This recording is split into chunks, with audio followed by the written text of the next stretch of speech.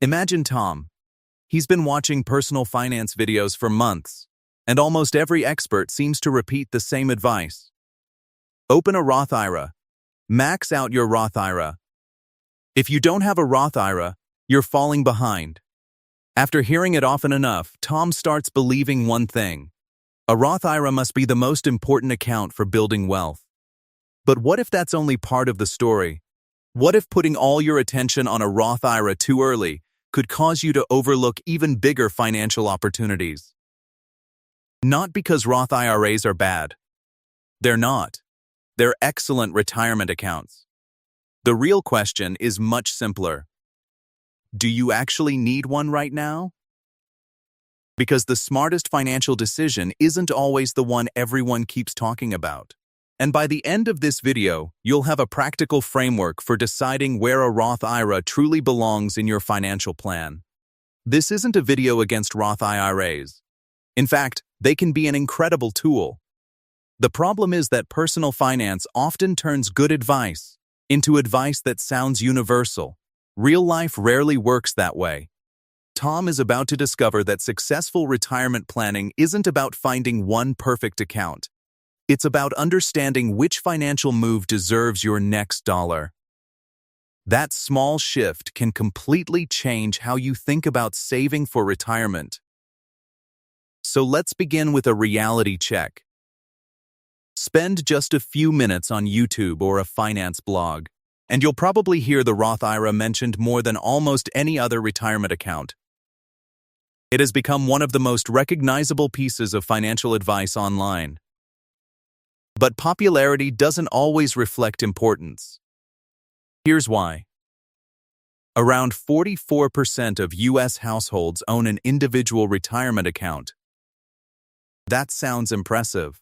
Yet owning an IRA and building the majority of your retirement savings through annual IRA contributions are two very different things. Tom never thought about that distinction. He imagined millions of investors slowly adding money to an IRA every year for decades until they retired. That certainly happens. But it's far from the complete picture. Once you understand how many retirement accounts actually become large over time, you'll start looking at retirement planning through a different lens. And that changes the next question you should ask. Instead of asking, "Should I open a Roth IRA?" you begin asking, "Where does most retirement wealth actually come from?" Those are very different questions. Before choosing an account, understand how people actually build retirement wealth. First half of the core explanation, one of the biggest surprises for Tom, came from understanding how traditional IRA balances are created. Research shows that most traditional IRA assets originated from rollovers, primarily from workplace retirement plans such as 401ks. In other words, many large IRA balances didn't grow because someone contributed the maximum amount every year. Instead, they often grew after workers changed jobs, retired, or moved savings from an employer-sponsored plan into an IRA. That's an important distinction. It doesn't make IRAs less valuable. It simply changes the story we've been told. Tom realizes that retirement wealth isn't always built one small contribution at a time. Sometimes it's built by consistently saving inside a workplace plan first, then rolling those savings into an IRA years later. That simple insight reshapes the conversation. Instead of viewing the IRA as the starting point, it often becomes one piece of a much larger retirement journey. How retirement money arrives in an account can be just as important as the account itself. Now, another question naturally follows. If workplace retirement plans play such a major role, why does the Roth IRA receive so much attention? Part of the answer is convenience. You can open an IRA on your own. You don't need to wait for an employer. You don't need your company's permission. That makes it an easy topic for articles, videos, and online discussions. There's also the appeal of the message itself. Tax-free withdrawals in retirement is simple, memorable, and exciting. Compare that with explaining employer matching, contribution limits, tax deductions, or rollover strategies. Those ideas require much more context. So the simpler message spreads faster. But Tom starts noticing something. The financial advice that gets the most attention isn't always the advice that deserves the highest priority. Sometimes it's simply the easiest advice to explain. Popularity often follows simplicity, not necessarily importance. That doesn't mean the Roth IRA is overrated. Far from it. Qualified Roth IRA withdrawals can be tax-free when IRS requirements are met. Traditional IRAs offer their own advantages, including potential tax deductions depending on income and workplace retirement plan coverage. Neither account is automatically better. Each serves a different purpose. That's why choosing between them isn't about finding a universal winner. It's about understanding your own financial situation. Tom thought the goal was finding the best retirement account. Instead, he discovers that the real goal is building the right financial system. And that system looks different for different people. The best retirement account is the one that fits your circumstances, not someone else's checklist. Tom now understands something important. A Roth IRA is valuable. But that doesn't automatically make it the first place every dollar should go. So where should those dollars go instead? The answer depends on what opportunities are sitting in front of you today. Imagine Tom has access to a workplace retirement plan. His employer offers a matching contribution. Every dollar Tom contributes up to a certain limit is partially matched by the company. That's an immediate benefit that doesn't depend on market returns. It's one reason many retirement planners recommend capturing the full employer match before directing additional savings elsewhere. Now compare the numbers. For 2026, the IRA contribution limit is $7,500 for most people, while employee contributions to a 401k can be much higher. That doesn't mean one account is better than the other. It simply shows they play different roles. One may become the foundation of retirement savings. The other may complement it. Tom realizes he had been comparing accounts when he should have been comparing opportunities. The smartest investment isn't always the account with the best headline. It's the opportunity that creates the most value for your next dollar. Then another piece of the puzzle appears. Taxes. Many online conversations treat Roth and traditional IRAs like competitors. In reality, they often work together. A traditional IRA may provide a tax deduction today if you qualify. A Roth IRA gives up that deduction in exchange for potentially tax-free qualified withdrawals later. Neither outcome is automatically superior. It depends on your current tax bracket, your expected retirement income, and the rules that apply to your situation. That's why experienced retirement planning often focuses less on choosing one account forever and more on building flexibility. Holding money across taxable accounts, tax-deferred accounts, and Roth accounts can provide more choices when it's time to withdraw money in retirement. Instead of being locked into one tax treatment, you can decide which bucket to draw from. Tom likes that idea. Not because it's complicated, because it gives him options. And in finance, options often have value. Retirement planning isn't only about growing wealth. It's also about creating flexibility later. But retirement isn't the only financial goal people have. Tom wants to buy a house someday. He also wants an emergency fund. Maybe he'll even start a business. Those goals raise another question. Should every extra dollar automatically be locked inside a retirement account? Not necessarily. Retirement accounts are designed primarily for long-term investing.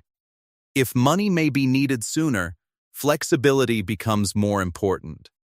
That's where taxable brokerage accounts enter the conversation. Unlike retirement accounts, they don't carry the same withdrawal rules. They're also more tax efficient than many new investors assume when they're built around broadly diversified, low-turnover index funds. Taxes generally apply when gains are realized, while qualified dividends and long-term capital gains may receive favorable tax treatment under current law. That doesn't mean taxable investing replaces retirement accounts. It means each account has a different job. Tom finally stops asking, which account wins. Instead, he asks, what job do I need this money to perform? That question changes everything. Different financial goals deserve different types of accounts. There's another account that rarely gets as much attention as the Roth IRA. The Health Savings Account, or HSA. If someone qualifies to contribute, an HSA offers a unique combination of tax advantages. Contributions can be made before taxes. Investments can grow tax-free. Qualified withdrawals for medical expenses are also tax-free. That's why many planners view HSAs as extremely valuable within an overall retirement strategy. Of course, eligibility depends on having a qualifying high-deductible health plan. Not everyone has access to one. But for those who do, it's another reminder that retirement planning isn't centered around a single account. It's about understanding the entire toolbox. Tom realizes something that would have surprised him at the beginning of this video. The Roth IRA hasn't become less impressive. His perspective has simply become much bigger. He no longer sees retirement planning as one decision. He sees it as a sequence of decisions, each competing for the next available dollar. And once he starts thinking that way, the financial world becomes much easier to understand. Because success isn't about chasing whichever account is trending online. It's about putting every dollar where it can do the most good.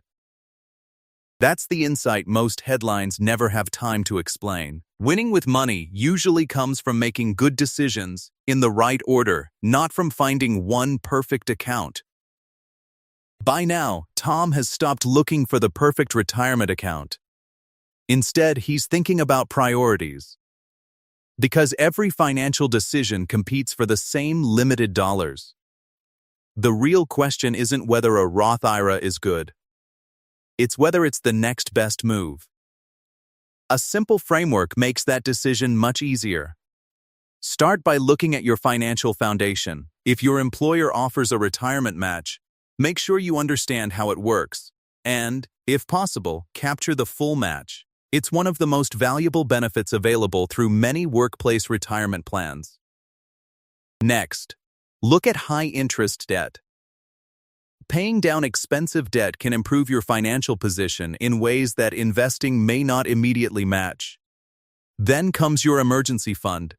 Unexpected expenses are a normal part of life. Having cash available can prevent you from borrowing at high interest or selling investments at the wrong time.